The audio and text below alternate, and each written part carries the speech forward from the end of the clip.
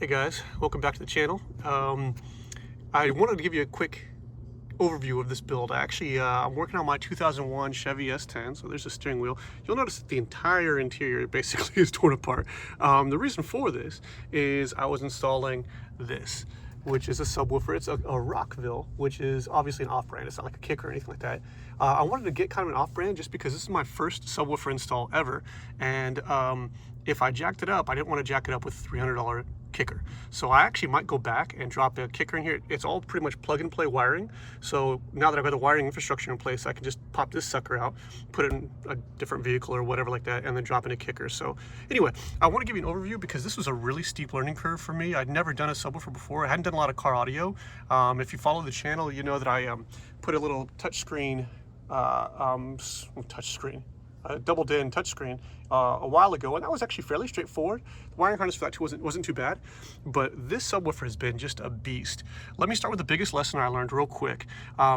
When you buy the woofer, it comes with this harness here that's plugged into the back, and it's got a place for this one here is ground, this one here is hot, this one here is 12-volt activation for when you turn the stereo on, and then these ones here are for inputs from the speakers. I didn't go that route because it's not as clean, so I actually just tied them off there. I'll probably just clip them in a second here so they're out of the way. These are the RCA lines here, so RCA left and right, and these actually are what I use to hook it up to the head unit. And then this is actually a little control wire. You actually don't have to use this. I think it looks cool because it connects it to a, come up here, it connects it to this, which is a little like bass boost dial. When it's on, that little light lights up there. I'm gonna tuck it right up in there, but I thought it was kind of cool, so I installed it. Anyway, this harness all comes as one piece, and I thought, okay, I'll be the smart guy, and I will wire everything, pre-wire everything. Here's the power cable. Pre-wire everything before I even plug it in, so the install is that much easier. Don't do this. For the love of God, don't do this.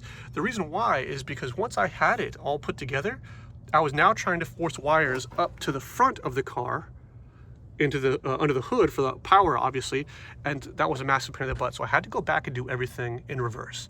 So what you want to do is wire everything from the engine and the head unit backwards to the subwoofer. And this way, if you have excess wire too, you can clip it and you don't have a bunch of excess wire tucked away or hanging out or whatever like that. It'll all come together neatly. If you've installed anything in your car, an amp or a subwoofer or whatever, you're probably rolling your eyes right now and be like, well, what an idiot. I get it, I am an idiot, but I didn't know these things. And for those of you who are doing this, hopefully this will help you, all right? So anyway, do it backwards like this. What I did, so the power supply runs like this, and I didn't want to go through the firewall on the S10 because there's not a good port down there that's really convenient. So what I did instead was wire it here, and I'm gonna tuck it behind the panels, by the way. Obviously the panel goes all the way up like this. And here is the little rubber grommet that connects one wire to the door like this for the locks. I think it's for locks. Anyway, whatever, it's for the door. So what I'm gonna do is just notch it like that and run it, and it actually runs right along the door sill, up, right along the inner fender wall like this. And then let me show you here. I didn't run it all the way to the battery. What I did is actually ran it all the way to the fuse box. So here's the power cable like this, and here's the main from the battery to the fuse box. It's connected to that, so it gets directly from there. Anyway, running it back. What I did too, there wasn't really a good place to ground it because in this S10, obviously if you have a single cab, you could just ground it to where the seat brackets are because there's not a lot of space here. This is actually going to be installed on this back wall right here. And this way it's nice and clean, and the wires will just tuck straight down behind here. But for grounding, I actually ran it where I ran the power cable, and then you can see it right here. Let me pull back so you can see it a little bit better. I don't know why it's trying to zoom on my hand. Anyway, whatever. So anyway, what I did, the detail looks like crap. Why is this camera not? There we go. All right.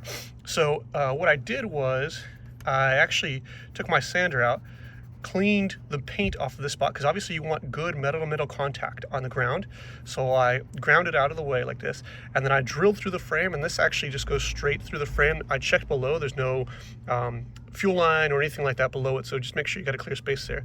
And I ran it in and then just grounded it. And you want to ground it obviously very close to the subwoofer, so you can see there's maybe 2 feet of wire at the most between the ground and the woofer itself, right? So what I did too, based on the advice I'd seen online, all of the power supplies go on one side of the truck, right? So there's the ground, Here's the power cable, and then here's the 12-volt activation that goes from the stereo.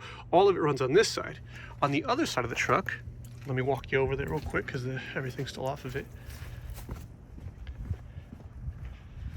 On the other side of the truck, oh, I already tucked them. Biscuits, oh well, I tucked them. But the other ones, so here's the RCA cable, right? And I ran this along the door sill. Right here, they actually fit really comfortably along this door sill. I ran this, and then I ran the remote wire as well, the little black remote wire that I showed you here. This one here actually runs along this door sill as well. And the reason for this is because you want to make sure that the power and the signal don't share a space, because they can actually interfere with each other. You can get some negative feedback and everything like that. So you want to avoid that, so I'm told. And yeah, anyway, ran it all in there. I'm still, if you've watched the channel, you know I'm running a Sega Genesis into the dash here, so you can still run a Sega on here. But yeah, and then here's the head unit. What I did have to do is just, like I said, put the blue 12-volt activation in there behind it. But otherwise, now is the fun process of putting everything back together, which, yeah, I'm not going to show you that because there's going to be a lot of swearing and tears and stuff. But, oh, there's the Sega right there. Anyway, I wanted to give you guys an overview. So there's the woofer again. All this will be tucked away. What I'll do is shoot another video real quick to show you how it looks when it's all tucked. It sounds great. It's not one of the ones that really like rattles the rear view mirror or anything like that, but it really gives a clean sound, because if you know about these S10s, their stereos kind of suck. They've got little door speakers here. I think there's 6.5s here. And then it's got 4x6s up here. I've already replaced these. These are kicker 3-way, I believe. 2-way, 3-way, I can't remember. Replace these. Now it's got a really clean sound. I just gave it a test run. So I'll clean all this up and I'll post another video. But as always, thanks for watching.